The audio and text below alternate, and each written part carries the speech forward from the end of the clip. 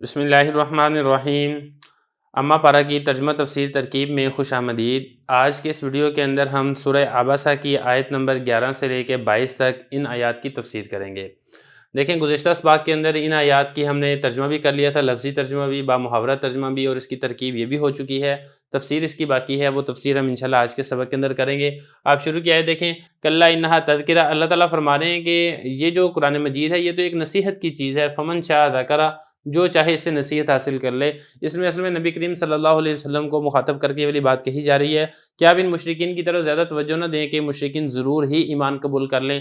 اگر یہ تو بس ایک نصیحت کی چیز ہے، اگر کوئی ایمان قبول کرنا چاہتا ہے تو اس کو ویلکم ہے، اچھی بات ہے، ایمان قبول کرے، اس کا اپنا فائدہ ہے۔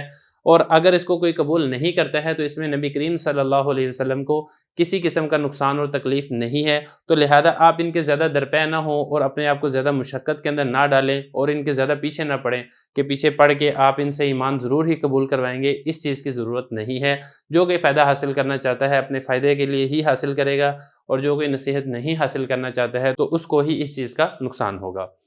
آگے دیکھیں، فی صحف مکرمہ، یہاں سے قرآن مجید کی کچھ صفات بیان کی جا رہی ہے کہ یہ جو قرآن مجید ہے ان کے ایسے اوصاف اور عالی شان اس کی صفات ہیں جو کہ یہاں سے لے کے یہاں تک ان آیات کے اندر ذکر کی جا رہی ہیں۔ کل 4 آیات ہیں، ایک ہے فی صحف مکرمہ، دوسری مرفوعات مطہرہ، تیسری بیدی سفرہ، اور چوتھی ہے کرام بررہ۔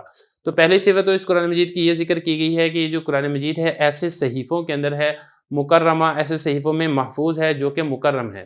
اب مکرم ہونے سے کیا مراد ہے؟ دیکھیں، مکرم ہونے سے مراد یہ ہے کہ مقبول اور پسندیدہ، ایسے صحیفوں کے اندر یہ قرآن مجید یہ محفوظ ہے۔ اور آگے فرمایا مرفوعات مطہرہ، اور وہ جو صحیفے ہیں وہ ایسے بلند اور عالی شان ہے اور اونچی جگہ پر ہیں۔ مرفوع اونچے کیے ہوئے ہیں۔ اب اونچے کیے ہوئے اس کا کیا مطلب ہے؟ کیونکہ جیسا کہ آپ کو معلوم ہے قرآن مجید یہ اولاً لوح محفوظ کے اندر لکھا گیا تھا، اور لوح محفوظ ہے وہ بھی بہت بلند جگہ ہے۔ پھر اس کے بعد اگر بات کرتے ہیں تو جب وہاں سے آسمان دنیا پر نازل ہوا تھا، آسمان دنیا یہ بھی بلند اور اونچی جگہ ہے، اس لیے قرآن مجید کی صفت یہاں پر ذکر کی جا رہی ہے کہ قرآن مجید جو ہے یہ اونچا اور بلند صحیفوں کے اندر محفوظ ہے۔ آگے فرمایا کہ مطہرہ، پاک کیے ہوئے ہیں۔ دیکھیں، یہ جو صحیفے ہیں یعنی یہ جو قرآن مجید ہے اس کی آیات ہیں اور اس کے جو پارے ہیں یہ پاک اور مقدس یہ صحیفے ہیں۔ اس کو حائضہ عورت، نفاس والی عورت، بے وضو اور جنبی، یہ والے جو افراد ہیں اس کو ہاتھ نہیں لگا سکتے ہیں۔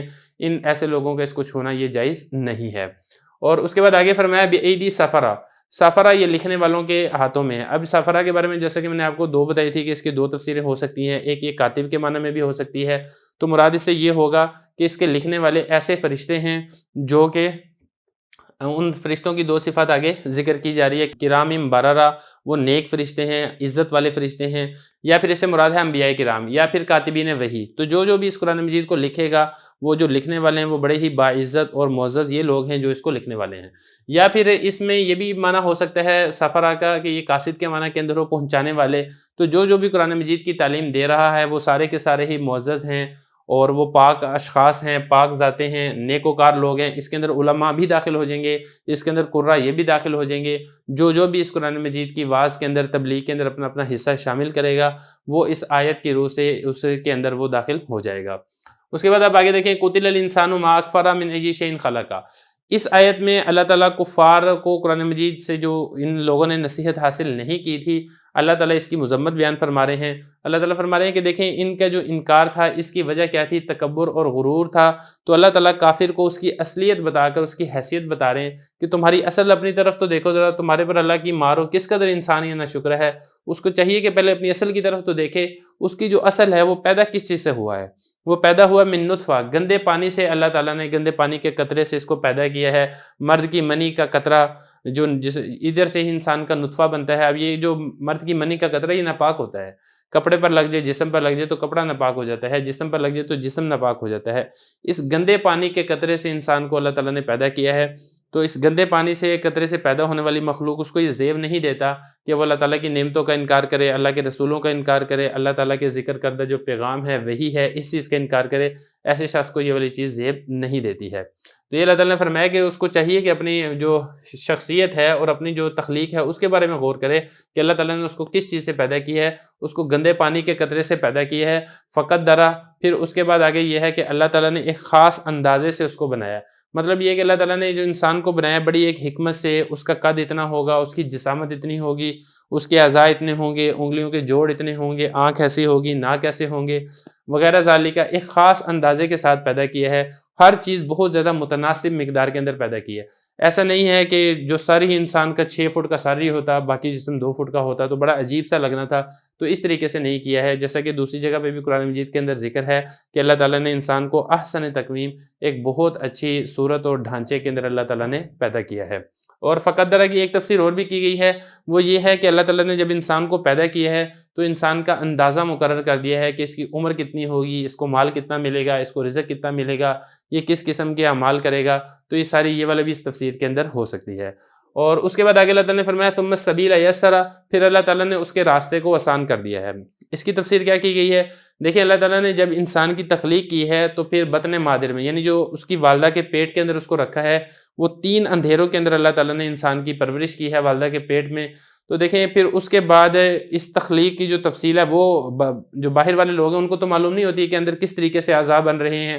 اللہ تعالیٰ نے ماں کے پیٹ کے اندر تمام اعضاء کو بنایا ہے، پھر اس کے بعد جب وہ دنیا کے اندر آیا ہے تو جب وہ دنیا میں آیا تو جو اس کا راستہ تھا نکلنے کا ماں کے پیٹ سے، وہ انتہائی تنگ راستہ تھا، لیکن اللہ تعالیٰ نے اپنی قدرت کاملہ سے اس تنگ راستے کو آسان کر دیا، اور 4-5 پاؤنڈ کا جو ایک صحیح سلامت ایک بچہ ہوتا ہے وہ صحیح سلامت اس راستے سے باہر آ جاتا ہے۔ تو یہ ہے کہ اللہ تعالیٰ نے اس انسان کو اس راستے کو آسان کر دیا ہے۔ پھر اسی طریقے سے بعض رات یہ بھی فرماتے ہیں کہ راستہ آسان کرنے سے مراد یہ ہے کہ انسان جیسے عمل کرنا چاہتا ہے، اگر وہ نیکی کا عمل کرنا چاہتا ہے تو نیکی کا عمل اس کے لیے آسان کر دیا جاتا ہے، اگر وہ برائی کا عمل کرنا چاہتا ہے تو برائی کا عمل اس کے لیے آسان کر دیا جاتا ہے۔